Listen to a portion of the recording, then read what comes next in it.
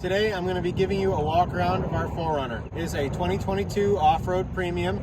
So we've got the sport hood, we also have the push button start, the soft tech seats, and we still have the manual low range 4-wheel drive lever. And I'm just going to be going over the modifications we have and give you just a general walk around. So starting in the front, as you can see, I have different wheels on here. These are the Toyota TRD Pro rims from 2019. They're the gunmetal style, and I've got white center cap decals that I bought from, I think it was trdvinyl.com, just to match the paint color of the car.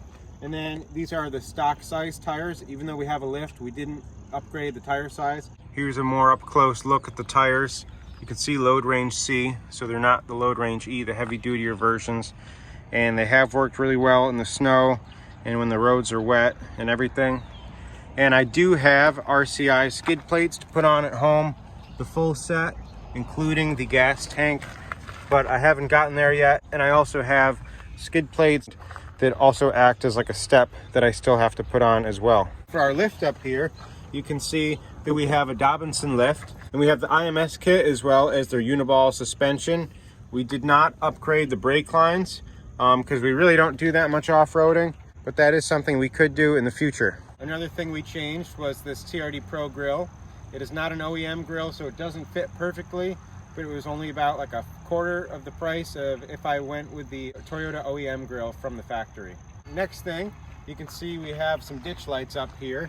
These are the rigid dually spots, and they do add a good amount of light, and these are the Cali raised off-road ditch brackets. Moving on over to this side, you can get a better look at the wheel and tire setup. And then you can see we have a DFG off-road shower awning. And this one is from 2020, so the casing looks a little different now, but it's generally the same thing. And it really works well. It has a built-in LED strip, so it's nice for showering at night. You can see we've also added these AVS stick-on window visors. That way, when our dog Coco sleeps in here, we can crack the windows a little bit, but still no rain will get in. Then back here, you can see the IMS shocks along with the coil springs down there. We got the heavy duty springs back here. I forgot the model number, but they hold up well, and we still have somewhat of a rake, even though we have a heavy drawer system in the back. Moving on to the back of the car, you can see we've got a ladder. This is from 4Runner Outfitters, and it's not aluminum, and it's pretty narrow. On my old 4Runner, I had a Gobi ladder, and I really liked that one a lot more. It was just a lot more substantial.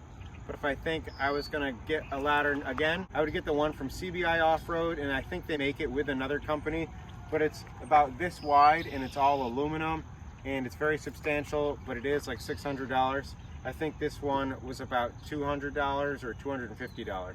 You can also see that this is white and this is white plasti dip.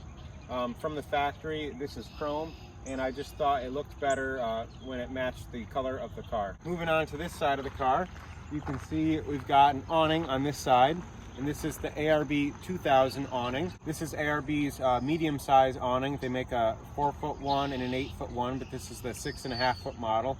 And we also have the enclosed screen room that clips on around with it, and we do use that sometimes. And that comes in handy when it's raining or when you're just looking for a place to hang out. We're back on the passenger side, and here's a look at the IMS shock and coil spring back here. And I'll give you a look of it from the rear. You can see the coil spring right there. I really like the teal colored coils. I think they just look really nice.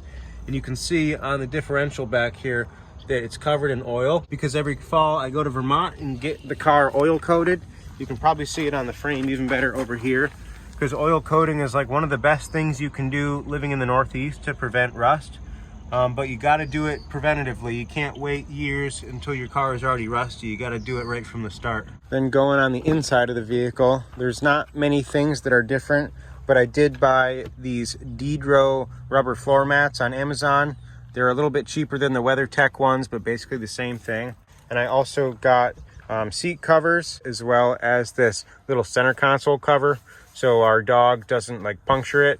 This I just purchased on Amazon. It's made to fit for the 5th gen 4Runner. I think it was about $20 or $30, but it's awesome and it looks good and it fits really well.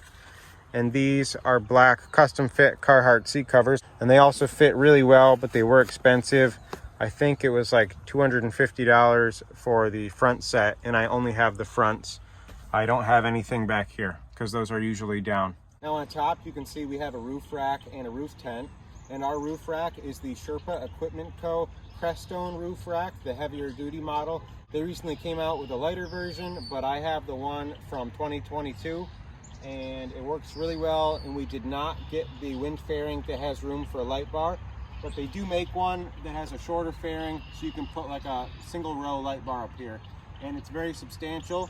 We sometimes carry both of our paddle boards on top of the roof tent, and the roof rack hasn't had any problems and it's very solid. The roof tent we have is a Roofnest Falcon, the regular size, not the XL. It's from 2020 and it's awesome. It's really easy to set up. There's not enough room to leave the bedding inside. That's okay. We typically just bring little blankets with us in the summer, but we can leave the mattress up there, and we do have little lights in there too, so that's nice. And it is waterproof, so it's been really well in all the conditions. Here's a closer look at the roof rack fairing as well as the roof nest. You can see those are the crossbars I was telling you about. And the paint is peeling off of the roof nest back here. Let me climb up so you can get a better view of it. But I used to slide my canoe up here, so that's kind of what started this. And then I did buy this used, so this is Plasti Dipped. The previous owner had Plasti Dipped the roof of it just to make it match. But that since started peeling off. And I do really like how slim the tent is. Even with the mattress in there, it's probably only like 6.5 inches thick. And you could mount awnings in these tracks over here, but I just have mine on custom aluminum brackets going into the side of the roof rack. One reason why I went with the Sherpa rack is because everything is either stainless steel or aluminum, and the powder coating is really good. A lot better than the roof nest. You can see the crossbar on the inside has some like blue discoloration, but that's about it. And there's really no scratches on it at all. I would definitely recommend the Sherpa roof rack no matter what. The roof tent, not so much. I have really liked it, but sometimes it is just a hassle. But it does work really well. And I really like how we have the crossbars on top of this tent. I think that pretty much covers the outside of the car. And let me show you our homemade drawer system that's on the inside. We also have a wooden sleeping platform that's easy to take in and out. Currently it is not in, but usually we have it in. And one other thing other than the drawers, I have this little side rack over here. I think it's from Rago Fabrication, but I don't really remember. Yeah, Rago Fabrication. And usually I have a recovery strap on there as well. But right now we just have a fire extinguisher up there. We've got 2 side compartments that fold up right here. And that way we can still get to our inverter on this side, as well as this little side cubby. But we can still get to like the factory jack, even though that is no longer tall enough to raise up the vehicle with this lift anymore. So those just fold down easily. This drawer is just a basic drawer, nothing special about it. It's just wood on wood. There's no slides on this side, but we do have these aluminum trays on the sides, so we can slide this piece of wood just to make like an extra space to work on if needed. The wood in these handles and these hinges were purchased from Home Depot, but the slides on this side I did find and purchase on Amazon. This one on this side is our kitchen drawer, and it's a dual slide. So you press the yellow tabs and the stove compartment comes out. This lower slide is connected to the top drawer. Just pull it out, it locks into place. And then this is on coffee table hinges, so it kind of pops up. And this is where we keep all of our utensils. We also have a truck camper, so there's usually more stuff in here, but it's in the truck camper right now. And it's just really nice to be able to keep your plates and all your cooking utensils down here and just close it, and it makes cleaning up really easy. And we've really liked it. It's easy to put away. Just press the 2 tabs in and it locks into here. Just press these in and then it locks into here, and you can take this one out on its own. It works really well, and overall I added it up one day and I think it cost about $700 to build the whole thing. We've got a little bottle opener over here. And one big component to this system that's not in right now is a homemade tilt slide for our 45-liter fridge. And that's why these hinges are here. And that also works really well. It's on a strap system, and it just slides in and out, and it has locking slides just like the one on the kitchen drawer. and it's just a really great system.